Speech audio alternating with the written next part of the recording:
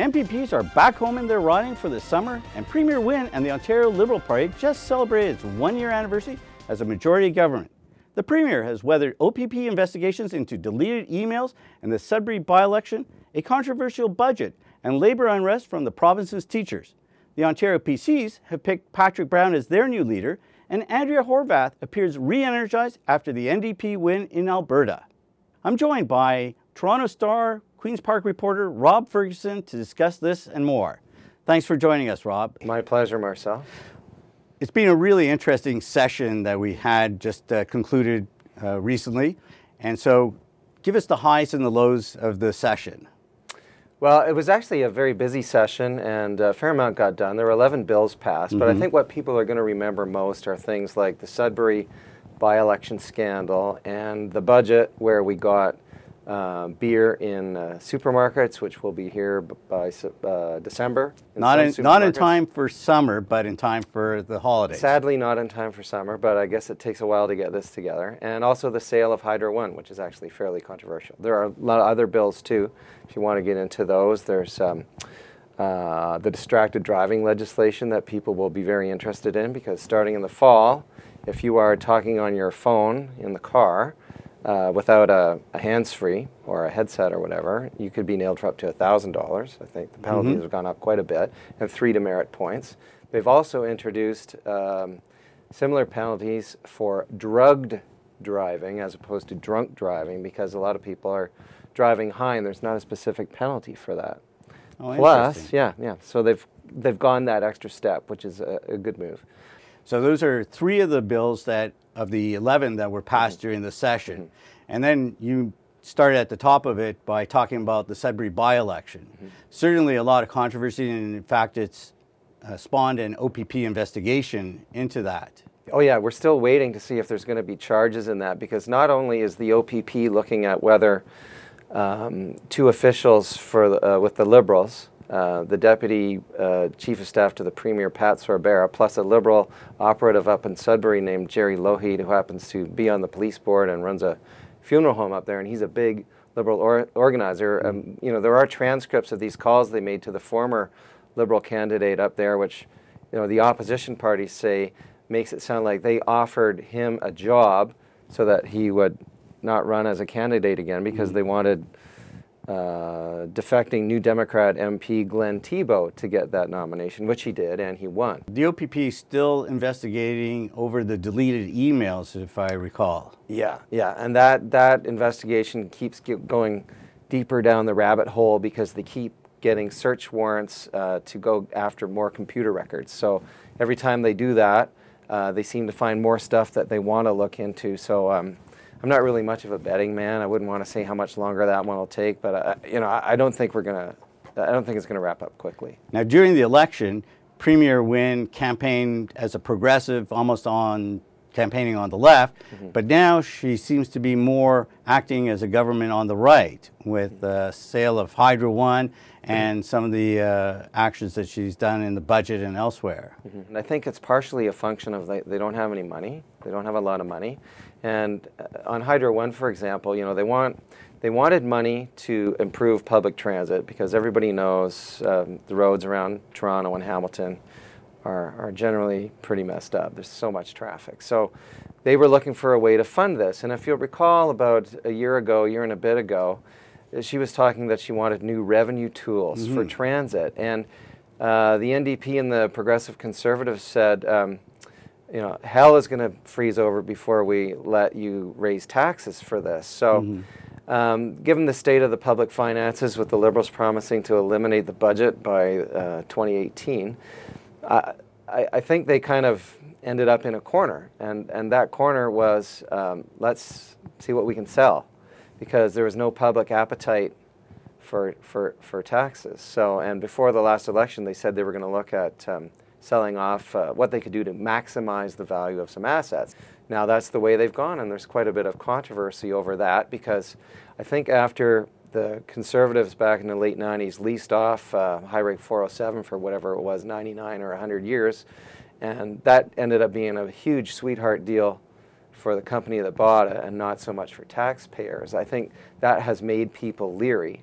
So hence we have, along with the NDP fighting the Hydro One privatization, we have the Progressive Conservatives fighting it as well, and they were the ones back at the end of their last stint in power, 2002, 2003, that themselves were looking at privatizing it, but backed off. So it almost seems like the Liberals and the Tories have flipped positions. Yeah, there's stuff the Liberals say there's stuff that needs to be done, and there's no more money. They don't want to borrow more because they're trying to eliminate the deficit. So they appear to be stuck in a bit of a hard place. And I was asking Premier Kathleen Wynne at their annual meeting in Collingwood just recently about, is she having trouble selling Hydro One within the Liberal ranks? And she acknowledged that when she was at that convention at Blue Mountain, that she did have quite a few people coming up to her, and it sounded like she had to do some hand-holding and say, well, look, we are selling 60%, but we're starting with a 15% stake.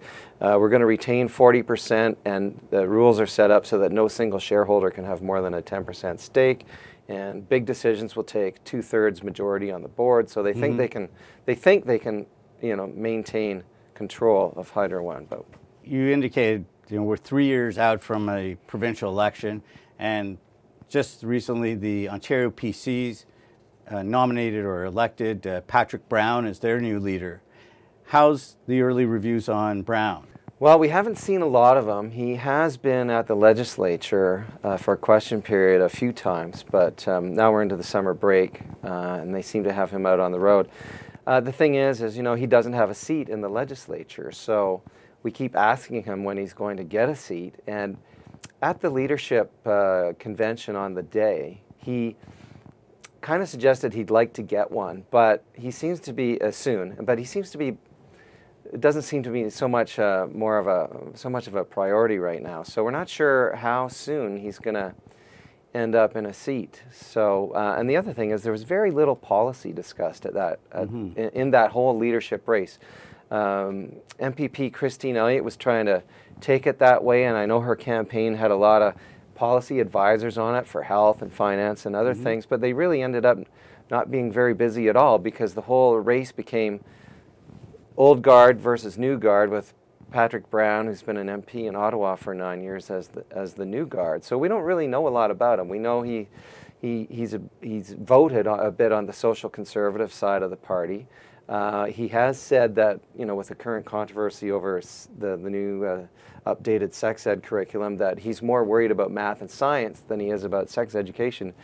But we don't know a lot about him. So at the Liberal annual meeting just recently, Premier Wynne was trying to paint him as a social conservative, and the Liberals will keep trying to do that until he defines himself otherwise. We'll need to see some more policies. I think the Premier said that she hopes that he'll evolve on some of his positions. Yes, she went off script to say she hopes that he would evolve, and of course that was a shot at Chatham, Kent, Essex MPP Rick Nichols, who is one of biggest Brown supporters. Yeah, one of the biggest Brown supporters in the caucus, and he, of course, back in the winter was saying in the legislature that maybe they should stop teaching evolution along with sex education. So, and then he admitted he was a creationist. So, she took a little jab. That's what politics is all about. And Andrea Horwath seems to have a little bit of a spring in her step these days after what I think most would agree was a bit of a lackluster start to the session. She seems to have regained her footing on the hydro piece, and as well as what's happened in Alberta. Yeah, she's had a tough year when you think about it, because they had high hopes for that election last spring, and they ended up losing 3 key urban downtown kind of seats. Plus, they lost Sudbury, which was an NDP seat. Yeah, and they had won Sudbury, and then they lost it to the Liberals in the by-election in February to Glenn Thibault. So she ended up down a seat, and she took a lot of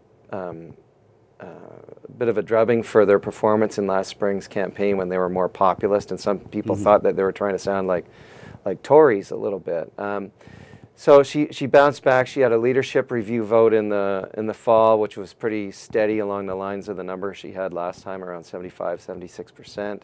And she seems to have found her footing again with Hydro One and fighting the sale of Hydro One. She wants she keeps pushing the government to hold a referendum on that. So So what are we going to expect over the summer leading into a potential federal election? Well, not potential, there will be a federal election.